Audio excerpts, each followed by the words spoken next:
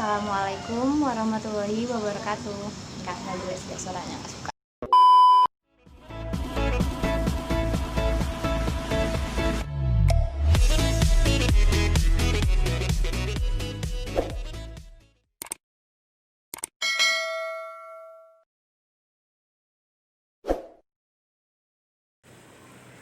Assalamualaikum warahmatullahi wabarakatuh. Nama saya Tiara Zulfa Elwani, nomor pokok mahasiswa 18 16 02 10 29. Jurusan Ilmu Pemerintahan, Fakultas Ilmu Sosial dan Ilmu Politik, Universitas Lampung.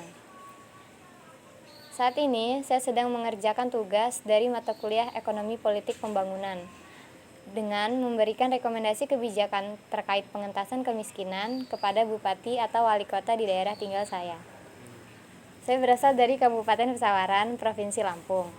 Dalam rangka mengentaskan kemiskinan di kabupaten saya ini, prioritas kebijakan yang akan saya rekomendasikan adalah kebijakan terkait dengan pendidikan. Dalam pendapat umum, kita sering mendengar bahwa keluarga miskin melahirkan generasi yang tak kalah miskinnya. Secara empirik itu benar, karena sesuai dengan disiplin ilmu sosial bahwa kemiskinan selalu satu titik garis lurus dengan rendahnya pendidikan. Dengan demikian dapat disimpulkan bahwa jika suatu daerah penduduknya hidup dalam garis kemiskinan, maka bisa dipastikan bahwa pendidikan di wilayah tersebut terabaikan. BPS mencatat bahwa tingkat kemiskinan nasional pada 2018 adalah 9,66% dengan jumlah penduduk miskin sebesar 25,67 juta.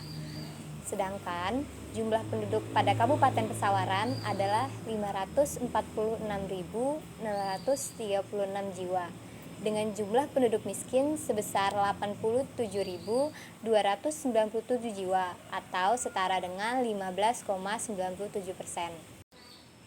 Data tersebut menunjukkan persentase kemiskinan di Kabupaten Pesawaran lebih tinggi dibanding nasional.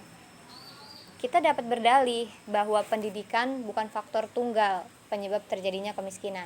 Ada faktor lain seperti ekonomi, politik, dan sosial budaya. Namun, kita sulit untuk mengelak karena hanya pendidikan yang merupakan jawaban rasional yang bisa kita terima untuk memutus rantai kemiskinan.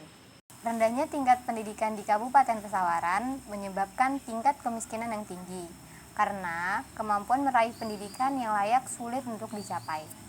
Hal ini dibuktikan dengan data BPS pada 2018, kuantitas pekerja yang tidak lulus SD sebesar 46.196 jiwa.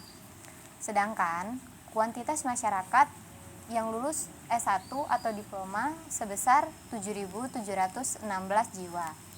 Dalam hal ini berarti kuantitas masyarakat yang tidak lulus SD lebih tinggi dibanding kuantitas masyarakat yang lulus S1 atau diploma. Hal ini menunjukkan bahwa rendahnya kualitas sumber daya manusia yang bekerja di Kabupaten Pesawaran. Kemudian, salah satu penyebab tingginya angka kemiskinan di Indonesia adalah eksistensinya masyarakat struktural yang sukar merubah hidupnya melalui pendidikan. Selama ini, masyarakat struktural menganggap bahwa kemiskinan adalah nasib. Contohnya, seperti ada seseorang yang bekerja puluhan tahun sebagai tukang beca. Selama itu pula dia menjalani kehidupan dalam keadaan kemiskinan. Pertanyaannya, apakah dia mencintai pekerjaan yang dipercayainya sebagai takdir tersebut? Kalau kita jawab secara rasional, jelas orang tersebut tidak punya pilihan. Karena ketiadaan akses dan keterbatasan pendidikan yang dimiliki oleh orang tersebut.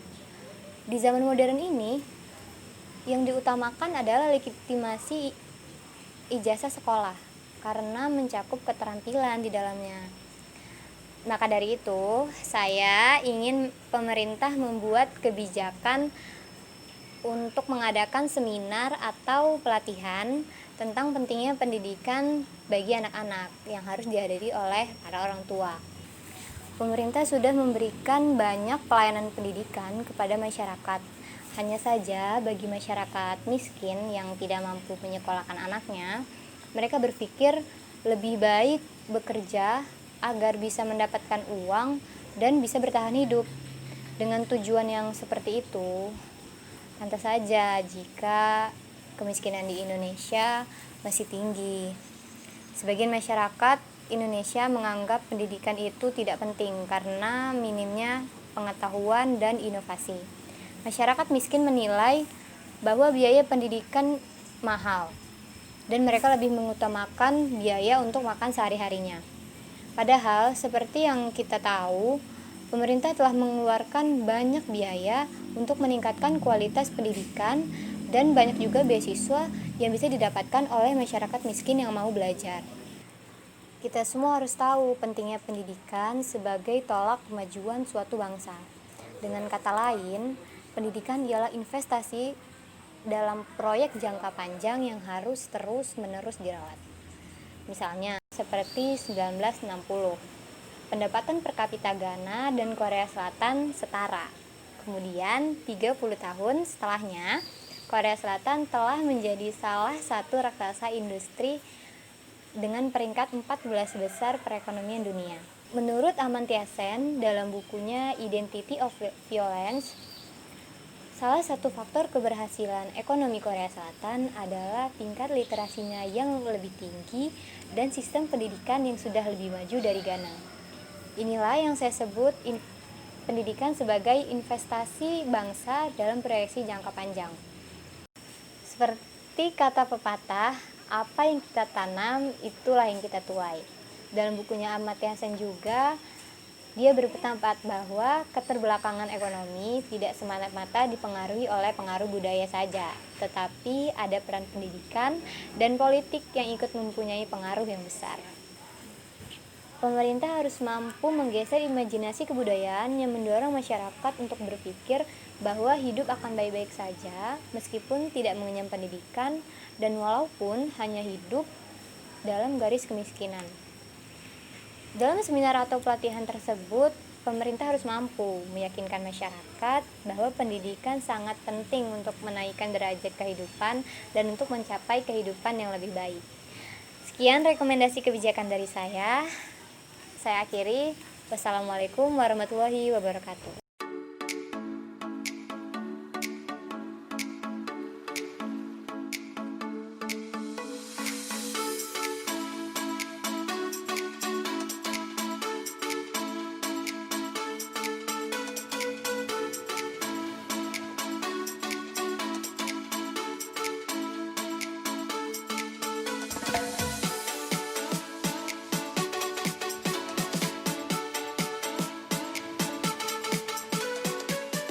Dalam rangka mengentaskan kemiskinan di kabupaten saya ini, prioritas kebijakan nggak suka ngomongnya susah.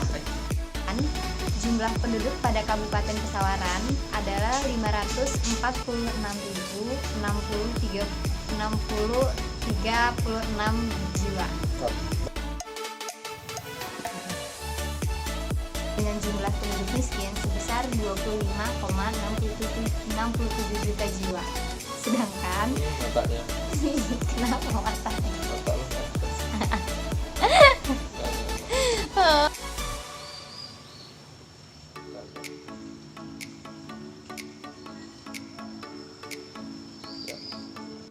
Sebesar 7.716 jiwa.